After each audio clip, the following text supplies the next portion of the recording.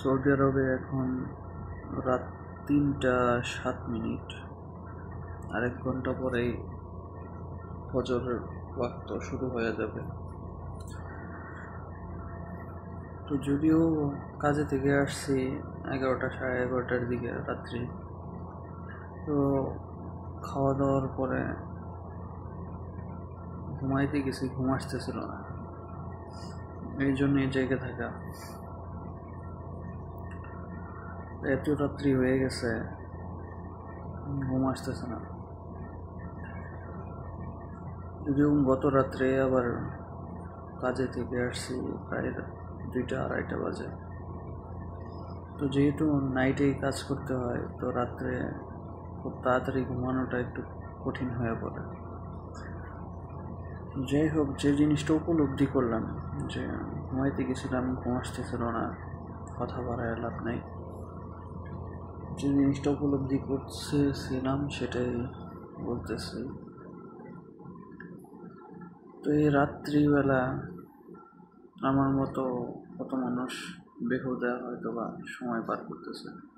আবার কিছু মানুষ আছে তারা পাপ কাজে লিপ্ত, আবার কিছু আল্লাহর বান্দা আছে তারা তাহাজ্জুদের নামাজে সেজদায় পড়ে তারা জায়নামাজ ভিজাইতেছে। তো এই 3 শ্রেণীর মানুষের মধ্যে একটা হচ্ছে আমার মতো বেহুদা, আর আরেক শ্রেণী হচ্ছে তারা বিভিন্ন পাপাচারের মধ্যে লিপ্ত, হয়তোবা আপনার আমার মতো বা অন্য কারোর মতো। আর কিছু আল্লাহর বান্দা আছে তারা আল্লাহর কৃতজ্ঞতা জ্ঞাপন করার জন্য বা আল্লাহর কাছে নাজাতে পাওয়ার আশায় বা কিছু চাওয়ার আশায় তার কৃতজ্ঞতা প্রকাশ করার জন্য সেজদায় লুটিয়ে পড়ে জায়নামাজ ভিজাইতেছে।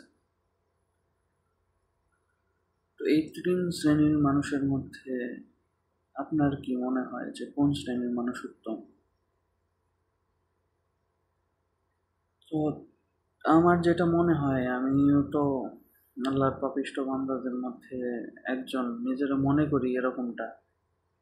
তবে আশাও রাখি যে আমিও একজন ওরকম আল্লাহর প্রিয় বান্দা হইতে চাই, আল্লাহর প্রিয় পাত্র হইতে চাই।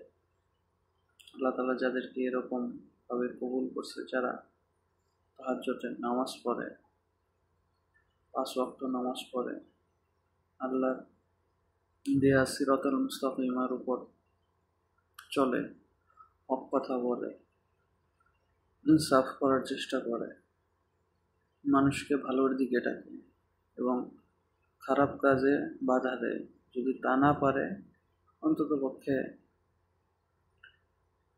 তার প্রতি ঘৃণা পোষণ করে, সে চেষ্টা করে যে কিভাবে এ থেকে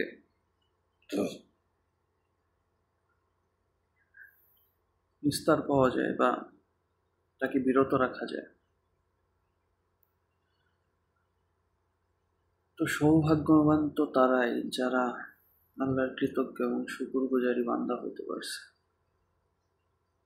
শুকরগুজারি এবং কৃতজ্ঞ বান্দা হওয়া অনেক বড় বিষয়, যেটা আমরা আসলে কেউ উপলব্ধি করি, কে কতটুকু করি জানি না।